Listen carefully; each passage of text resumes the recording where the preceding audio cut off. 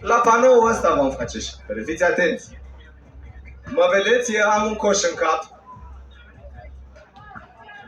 Ce-mi trebuie? O minge îmi trebuie. Ia, pune o minge aici. Bă, Andu, vină în goarte, fă-te un pic util. Aruncă o minge în coșul ăsta. Dar nu. Da, dă-i dunk, te rog eu. Ok.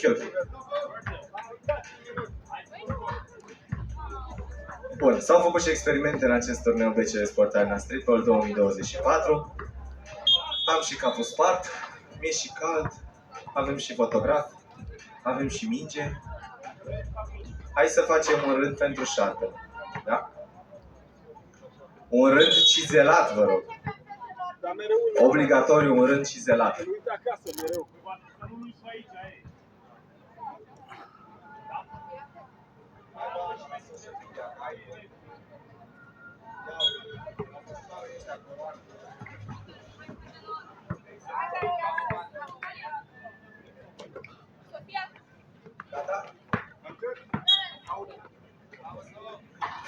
Bun.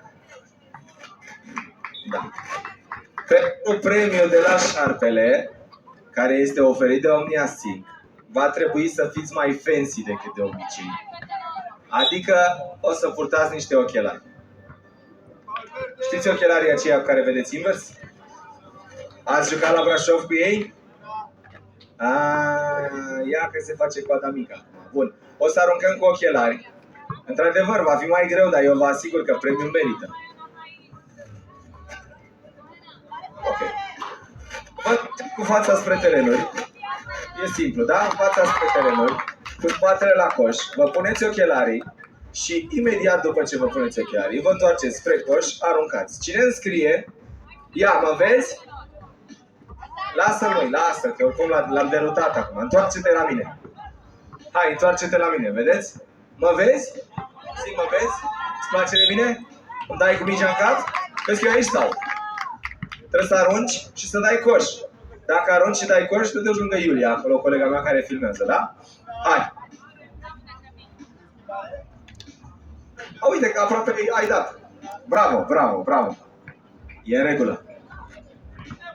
V-am zis, e un alt fel de șarpele ăsta. Profit aici că... Și ăsta e umbră. Hai!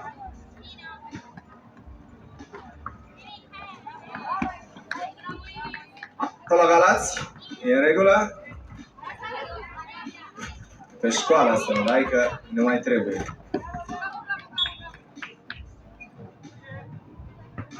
Premiul este oferit de cei de la OmniaSync. Concursul Șarpele cu ochelari. V-am zis, suntem mai fancy la acest concurs.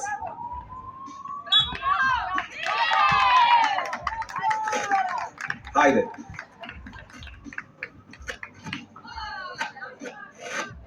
Aproape ai fost. Să-mi dai cu mingea în cap. Ai pus ochelarii, bravo! Hai cu următorul competitor. Ia, ești pregătit? Hai, 1, 2, 3. Au, aproape. Practic, când o să mă auziți țipând, clar mi-ați dat cu mingea în cap, deci ați înscris, să știți. Și o să auziți și pe aici că fac gălăgie. Gata? Hai și tu.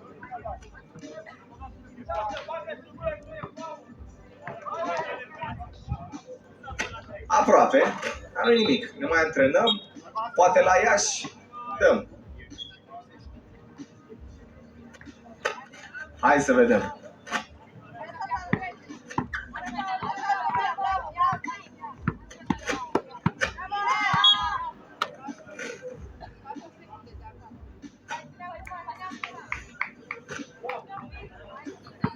Haide! Dai în cap? Nu mi-ai dat. Ana, întoarce-te și tragi. Vorba aia. Au dat și ei, am luat și noi. Hai să vedem dacă luăm premiul. Au! Bravo! Uite că avem o competitoare care reușește. Nu e acolo în stânga. Să vedem dacă rămâi singura sau o să mai vină cineva lângă tine. Acum cât noroc o fi. Hai! Aproape. A bătut vântul, putem spune. Cum te numești? Alo? Cum te numești? N-aud. Miruna. E singura care a nimerit până acum. A dat-o pe școală.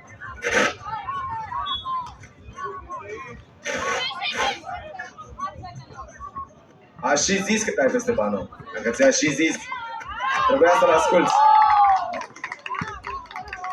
Deci Miruna e singura care până acum a reușit să transforme aruncat cu ochelarii cu care, sigur, vedeți invers, cam asta e schema de ochelari.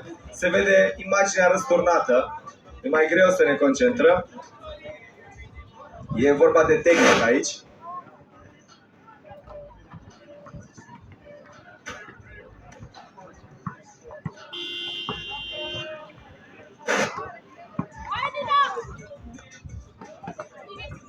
Următorul, ne întoarcem. Haide!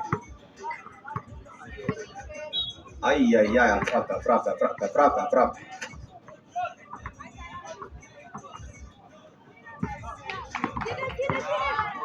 Uite că avem și o mămică în competiție. V-ați întors deja, doamnă, unde să vă mai întoarceți? Nu știu cum să vă zic, dar v-ați întors? Aproape ați și nimerit, nu-i nimic, felicitări oricum pentru participare. Următoarea concurentă.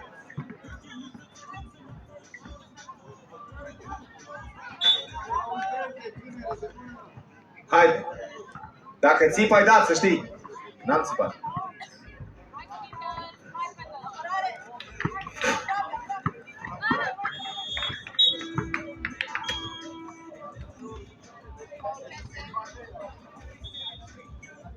Nici asta n-a fost să fie. Rândul merge destul de repede. Avem șarpele cu ochelari, un alt fel de șarpele, unde premiul este oferit de cei de la Omniasic. Până acum numai Miruna a reușit să transforme de la libere cu acei ochelari.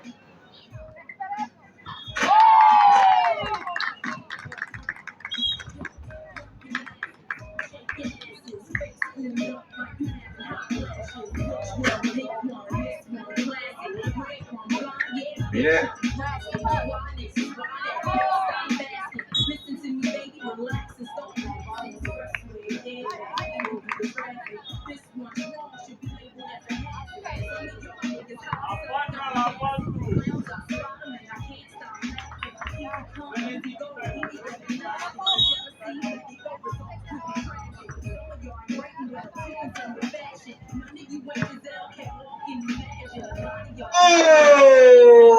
Direct! Și avem și al doilea jucător care merge mai departe în proba șarpele cu ochelari. Poate fi un K. Șarpele K și poartă ochelari. Au.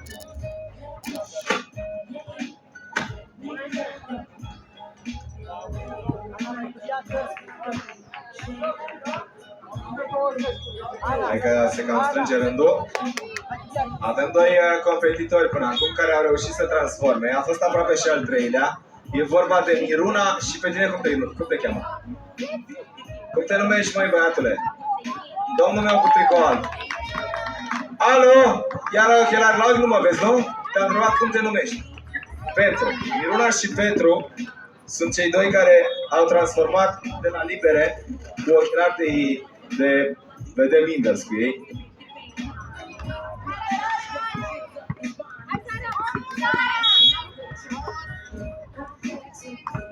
Bun. Cine s-a mai pus o dată la coadă? Mâna sus. Bun, am înțeles. Fără, da. Păi am vrut să văd cine s-a mai pus o dată la coadă, ca să oprim rândul.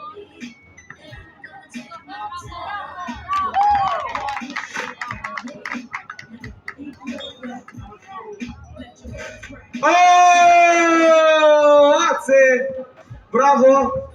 Bravo! Dar ce direct ai văzut pe sub ei, recunoaște. Ai văzut?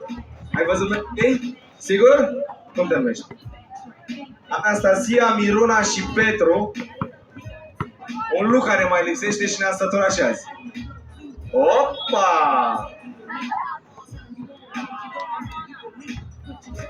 3 concurenți până acum pentru runda următoare. Șarpele cu ochelari.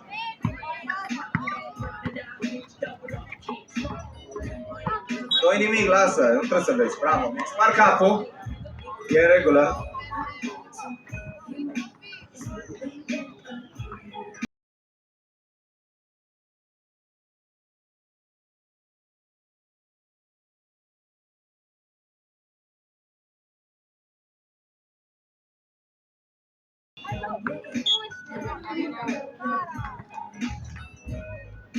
Au.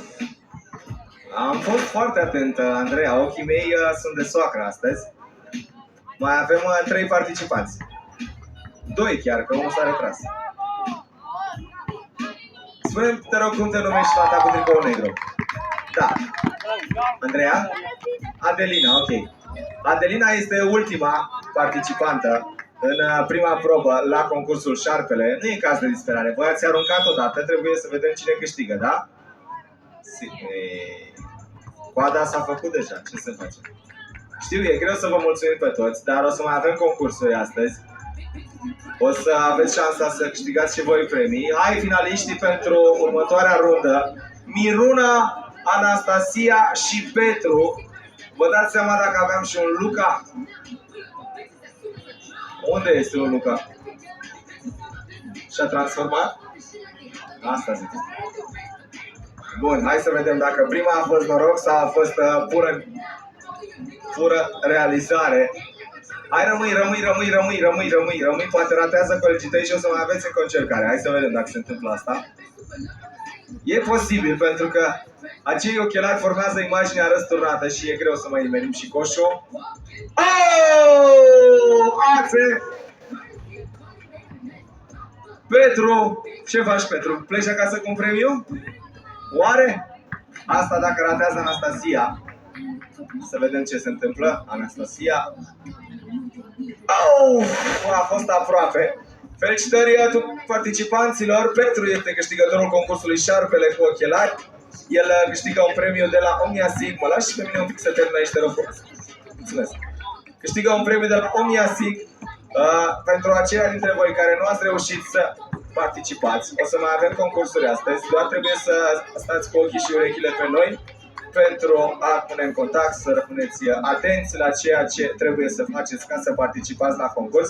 Felicitări tuturor participanților, felicitări câștigătorului.